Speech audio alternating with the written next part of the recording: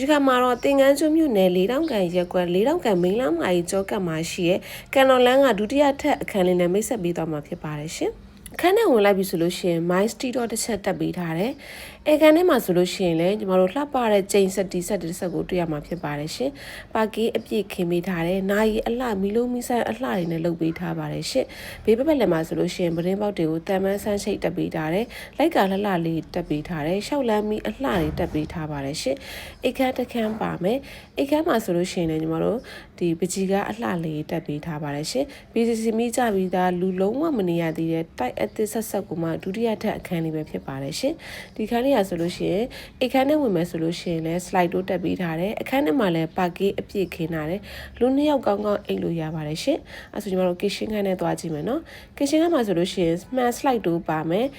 ကျွေးပြားခင်းထားမယ်ရေချိုးဝိုင်းသာပိုးတိုင်းပေးစင်ပါပါမယ်ရှင်အခန်းလေးကတော့ဒုတိယထပ်ကိုမှ1450ခေါ်ထားပါတယ်ရှင်ဘေးတိုက်မရှိတဲ့အပြင်လေဝင်လေထွက်ကောင်းပြီးတော့ location လည်းအရန်မိုက်ပါတယ်။ kitchen ကမှ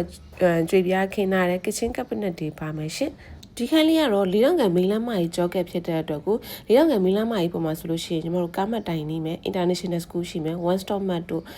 ပြီးရင်ဖျားတို့ဈေးတို့အကုန်လုံးနှီးပါတယ်ရှင်။